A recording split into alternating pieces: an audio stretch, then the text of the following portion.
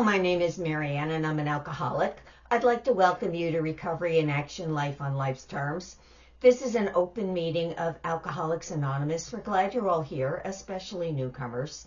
In keeping with our singleness of purpose and our third tradition, which states that the only requirement for AA membership is a desire to stop drinking, we ask that all who participate confine their discussion to their problems with alcohol.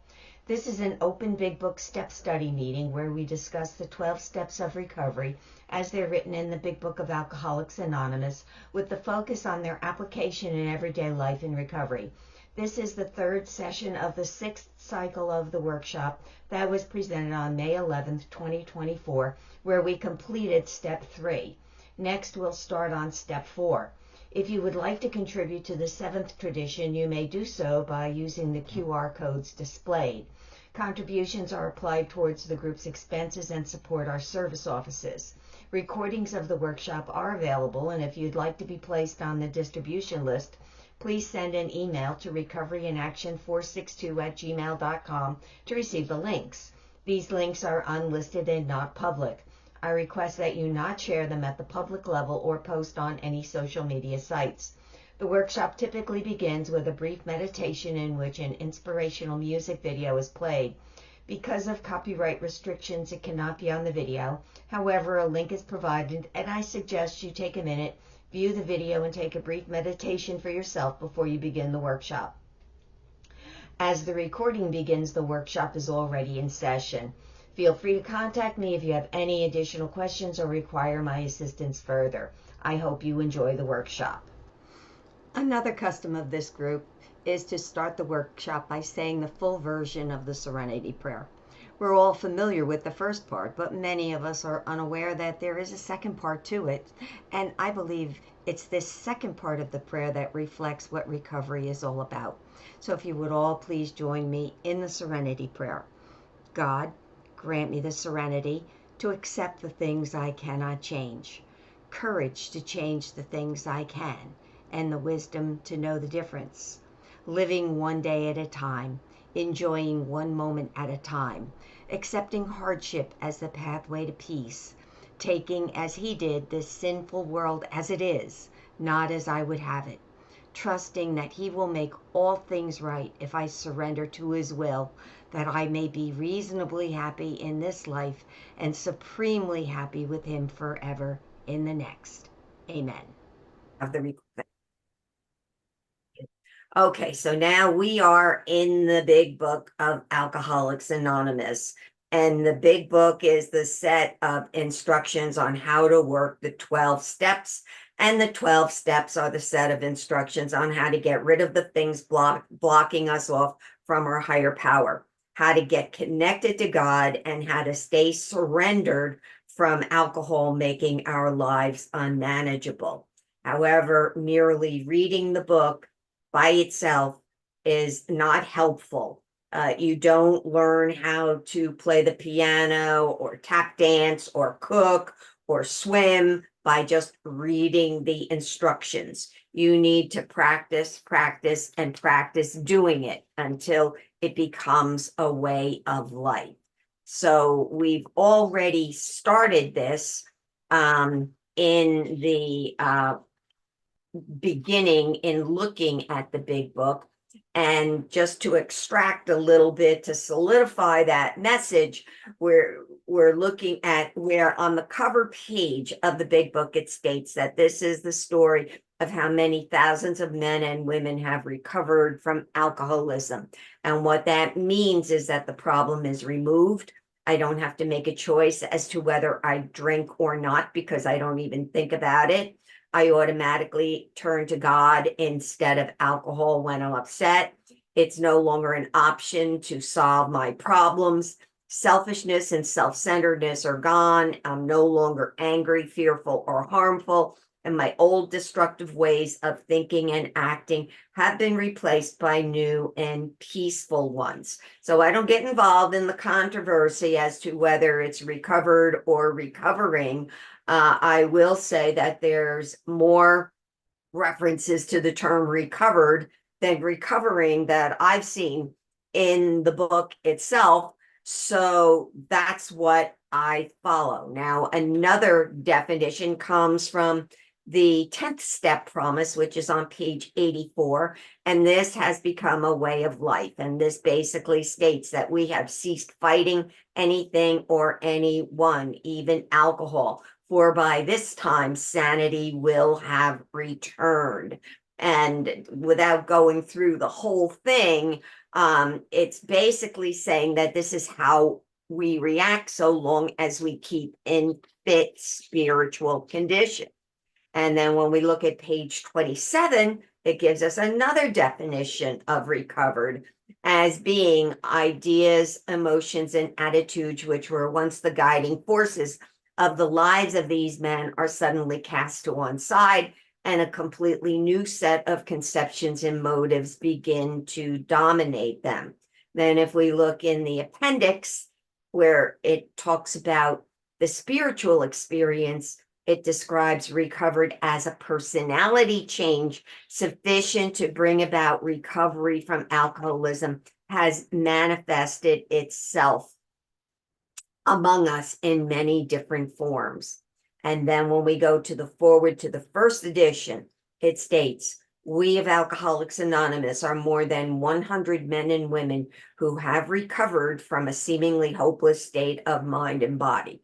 To show other alcoholics precisely how we have recovered is the main purpose of this book. Then it later goes on to say that the only requirement for membership is an honest desire to stop drinking. However, the desire to stop drinking is not the only requirement to becoming recovered. There's other things involved, such as being willing and actually doing everything that the big book says to do, which brings us now to the steps, how to work the steps in Alcoholics Anonymous and what we have done so far. So we've already gone through step one. We admitted we were powerless over alcohol, that our lives had become unmanageable. We understand, we know, we have a sense of self-knowledge. I know I'm an alcoholic. However, self-knowledge is not enough. As a real alcoholic, the only thing self-knowledge does is make me realize I cannot take just one drink without being physically driven to take one after the other. This then allows me, if I'm spiritually fit, to pass on that first drink. And I can only do this on a continuous basis if I'm connected to my higher power. So how I get connected to my higher power brings me to step two, which is came to believe that a power greater than ourselves could restore us to sanity. And the thing that makes Alcoholics Anonymous different from many of the organized religions and all of that is out there is that I decide what that power greater than me is. For me, it's God. But everybody has their own conception in the program as to what power can help restore them to sanity. So once we decide what our concept of a higher power is, the last thing we're willing to do as part of this, all that taking this step has to do with is I'm willing to say this quick little prayer. Do I now believe, or am I even willing to believe that there is a power greater than me that can solve my problem? If the answer to that question or prayer is yes, then you've taken step two, and that's step two. So that brings us now to where we left off last week, starting with step three. Step three is only making a decision. Step three states, made a decision to turn our will and our lives over to the care of God as we understood him. We made this decision. At this point, we don't have the power to actually turn our will and our lives over to a higher power. Our will, which is our thoughts, and our lives are our actions. We're not capable of turning this over to a higher power yet, because our character defects and our belief in having control will not let us. So we can decide to give the higher power we just described when we did step 2. We can decide to give that power, give our lives over to that power. So if you look at the characteristics you gave your higher power in the exercises we did last week, there's absolutely nothing to be afraid of when we make this decision. It's all about making a decision. We haven't done anything yet. We've just made a decision to do it. It's the same as, well, all of you know that I teach college classes. When I make a decision to enroll in a class, that's just a decision that I made in my head. In order for me to do it, I actually have to complete the application to go to that school, be accepted, and then actually I have to show up and take the classes, get the credits, and I don't get a diploma or a degree just by making the decision. I have to do the work that's associated with it. So in step 3, it invites you to become your own theologian, to create an idea of God that allows you to trust in something greater than yourself. It's this fact that makes practicing the 12 steps a spiritual discipline and not a religious one. But remember, it's only a decision. Step 3 is on page 63 in the big book. It's making a decision to turn my life and my will over to the care of God. Only a decision. When I did step 3, I didn't have the power to turn my life and my will over. If I had that power in step 3, this could only be a 3-step program instead of a 12-step program. But all I'm doing in step 3 is making the decision to give my concept of a higher power a try. And this is one of my favorite prayers in all of the program, the 3rd step prayer, which again is on page 63, which states, God, I offer myself to thee, to build with me and to do with me as thou wilt. Relieve me of the bondage of self, that I may better do thy will. Take away my difficulties, that victory over them may bear witness to those I would help of thy power, thy love, and thy way of life. May I do thy will always. So all that is needed right now for step 3 is faith. Faith is a state of openness and trust. An analogy of this is that when you're swimming, you don't grab a hold of the water. Instead, you relax and float. The attitude of faith is to let go and become open to the truth, whatever that truth might turn out to be. You find your truth by completing the 4th step inventories and then using this information to get rid of everything that's blocking you off from your higher power.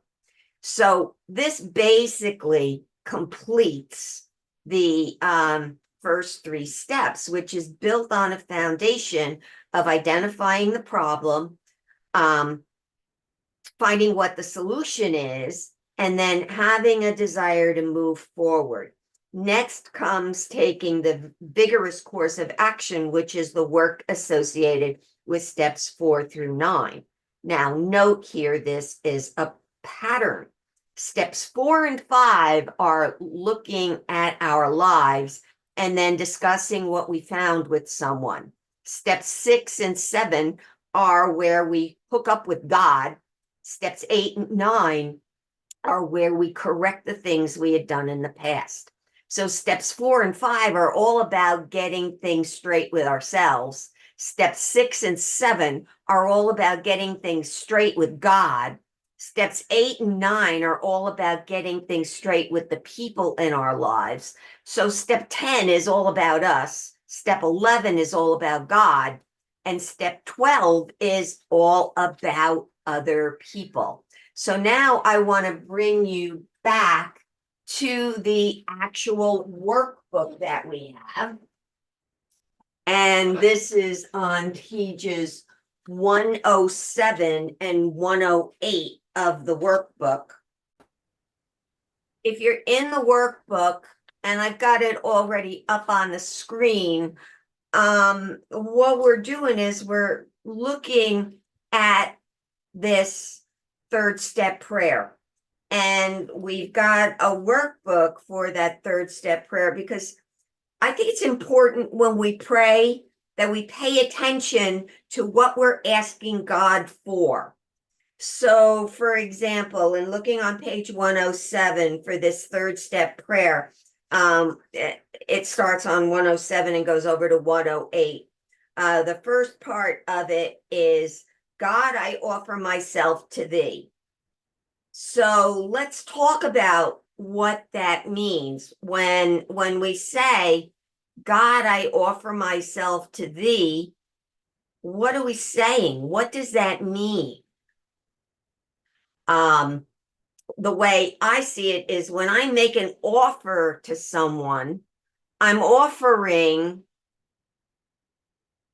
to be of some kind of service. So to me, when I say, God, I offer myself to thee, I'm offering myself to God.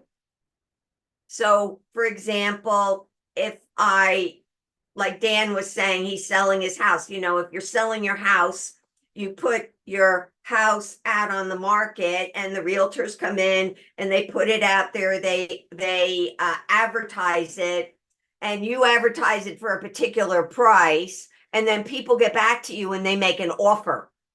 Like, I'm going to give you this for that. I'm willing to do that. So what I'm saying is, God, I'm offering to do something. I'm making an offer.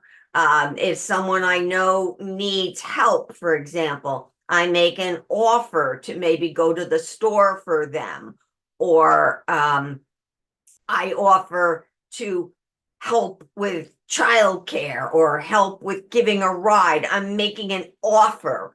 I'm offering myself as a servant to provide a service. That's the way I see, God, I offer myself to thee. I'm offering myself to God to be of service. Now, that's my perception of it. But I get this in thinking about the bondage of self. The next part of this activity, once we've really solidified what the third step prayer means to us, is there's another part of it to take your concept of a higher power a little bit deeper. Because just as your concept of a higher power might change as you move forward in working the steps, what you want, what you're willing to do, it will also evolve over time. And our reality is that we're not in control of much. And if anything, we act as if we were or should be in control of everything. So in step 3, this is our decision to let God be God and let God be in control. And the best we can do at this point is give him a try. We've made a mess of everything so far, so we might as well give him that try. So remembering that all we need right now for step 3 is the faith, and the faith is a state of openness and trust as to what all of these statements that we make in the third step prayer is about.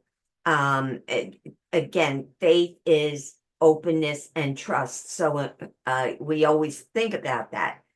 With the attitude of faith, it's to let go and become open to the truth, whatever that truth turns out to be. And you find your truth again by completing the 4th-step inventories, and then use that information to get rid of the things that are blocking you off from your higher power. So in order to prepare us to get there, there's another part of this.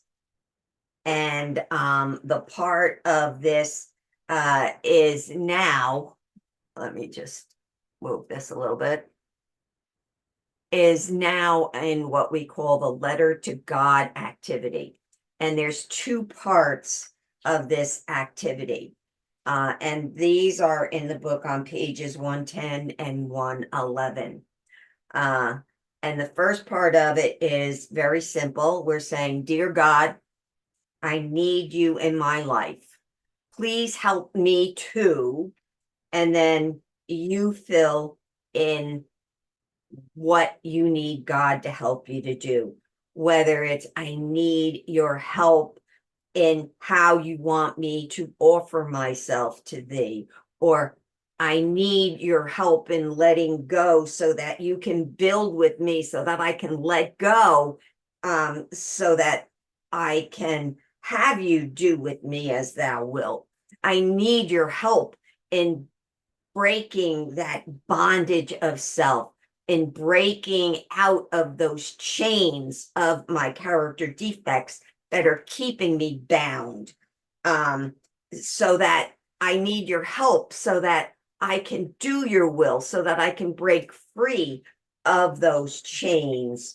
I need your help in identifying and letting go of, and having you, I need your help in letting go so that you can remove those character defects.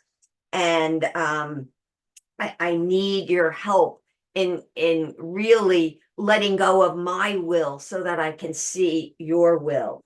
This is what I need you to do. I need your help to do this. I need your help in managing my time or disciplining myself so that I live a healthy lifestyle. I need your help in avoiding the liquor store so that I don't feel tempted to go in and buy alcohol. Whatever it is, this is your opportunity to ask God to help you to do it.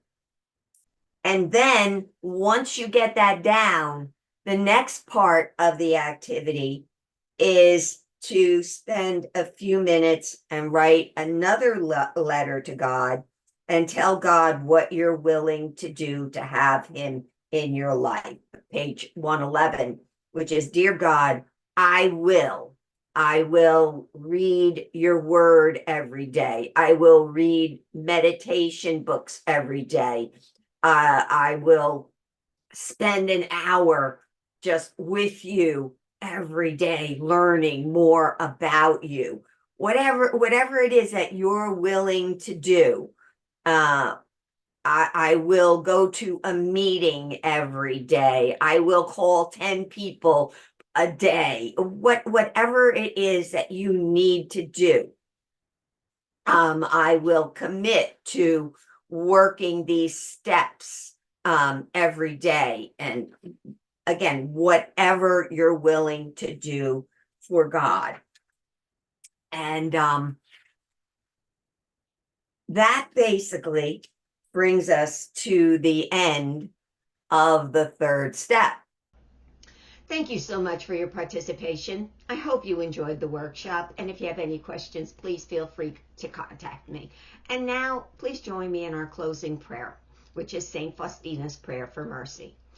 Eternal God, in whom mercy is endless and the treasury of compassion inexhaustible, Look kindly upon us and increase your mercy in us, that in difficult moments we might not despair nor become despondent, but with great confidence submit ourselves to your holy will, which is love and mercy itself.